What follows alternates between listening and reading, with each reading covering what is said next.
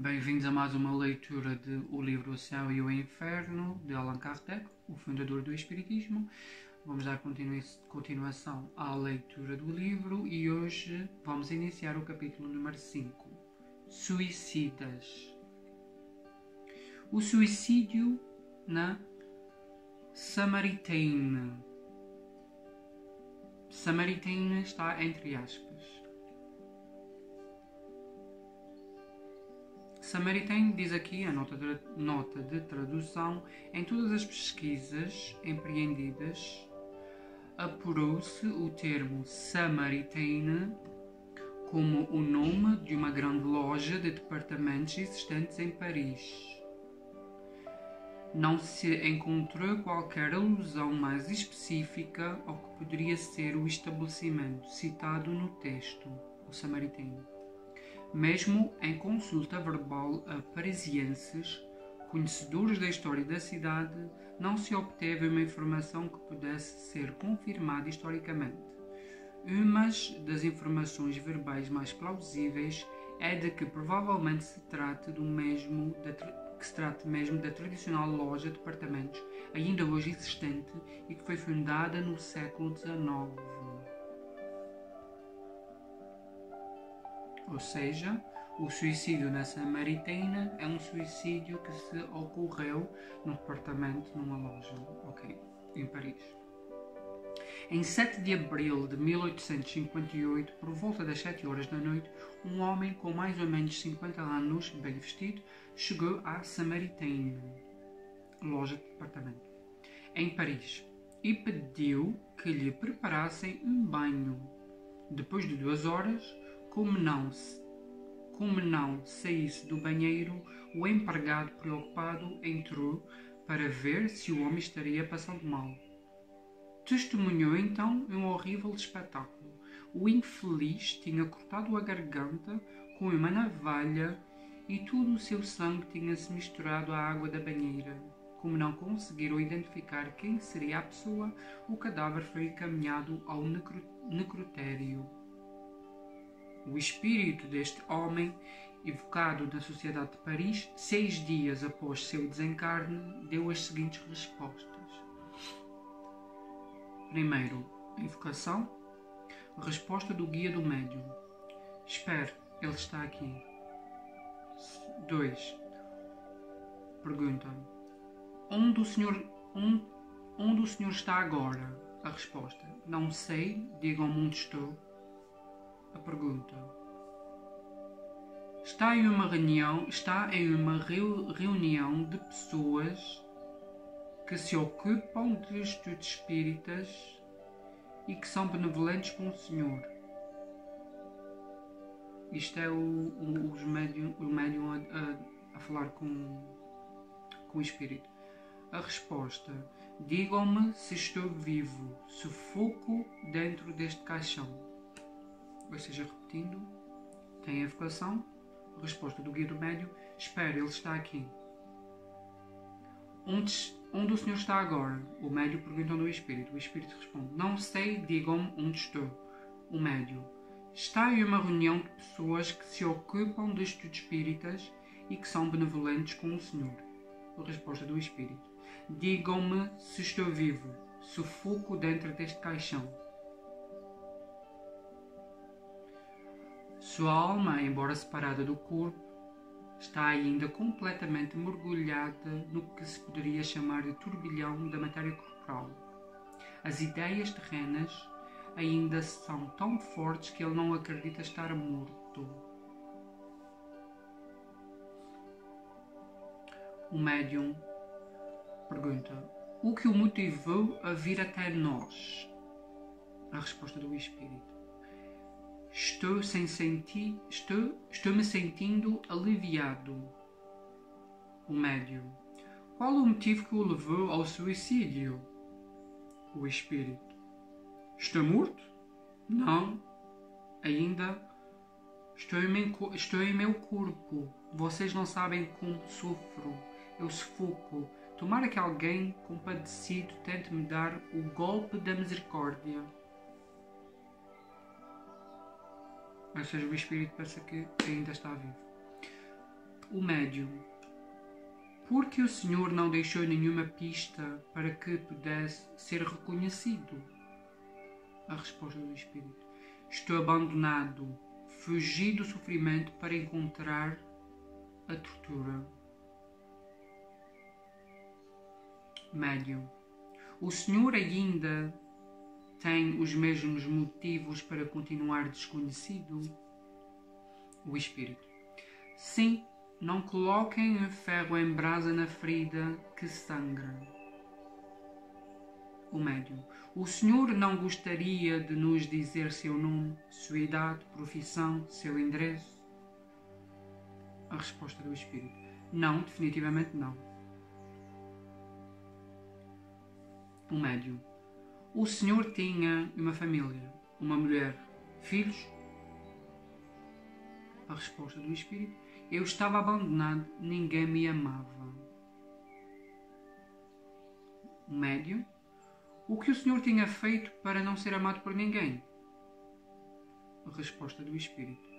Quantos são como eu? Um homem pode ser abandonado na família quando ninguém o ama.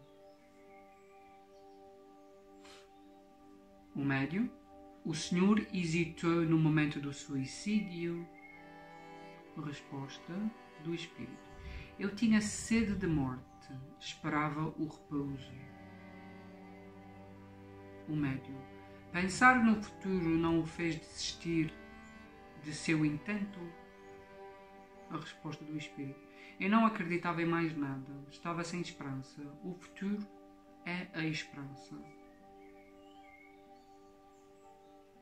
Médium. Em que pensou quando sentiu sua vida se extinguir? A resposta do Espírito. Eu não pensei, eu senti. Mas minha vida não acabou. Minha alma está ligada ao corpo. Sinto os vermes que me corroem. O médium. O que o Senhor sentiu quando a morte se completou? A resposta do Espírito. Respondeu com uma pergunta também. Aqui o médium pergunta. O que o Senhor sentiu quando a morte se completou? E o Espírito diz. Ela se completou? O médium.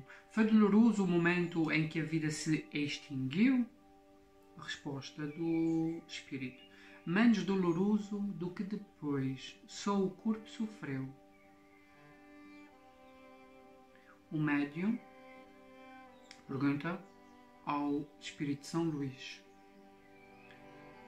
O que quer dizer o Espírito afirmando que o momento da morte foi menos doloroso do que depois? A resposta. O Espírito se descarregou de um fardo que o oprimia. Sentia a volúpia da dor. O médium. É sempre esse o estado depois do suicídio? A resposta. Sim, o espírito do suicida fica ligado ao corpo até o fim da vida. A morte natural é a libertação da vida. O suicida quebra inteiramente. O médium. É esse mesmo estado que acontece em toda a morte acidental, independentemente da vontade, e que abrevia a duração natural da vida? A resposta. Não. O que vocês entendem por suicídio? Não, o que vocês entendem por suicídio. O espírito só é culpado por suas próprias obras.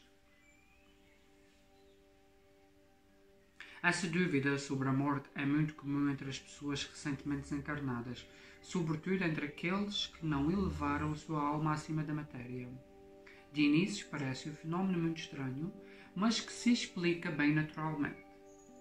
Se a pergunta a um indivíduo colocado pela primeira vez em estado de sonambulismo se ele dorme, quase sempre ele responde que não, é o interrogador que pergunta mal, usando uma palavra imprópria. A ideia de sono, em nossa linguagem usual, está ligada à suspensão de todas as nossas faculdades sensitivas. Ora, o sonâmbulo que pensa que vê não acredita estar dormindo.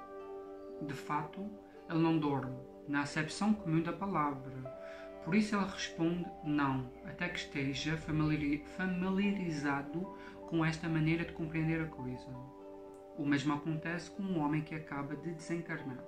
Para ele, a morte é a aniquilação do ser. A morte é a aniquilação do ser. Ora, como o sonâmbulo, ele vê, sente, fala. Então não se sente morto, até que tenha a intuição de seu novo estado. Essa ilusão é sempre mais ou menos penosa, porque nunca é completa e deixa o espírito em uma certa ansiedade. No exemplo acima, é um verdadeiro suplício pela sensação dos vermes que corroem o corpo e pela duração, que deverá ser a mesma do tempo de vida que ele teria, se não a tivesse abreviado.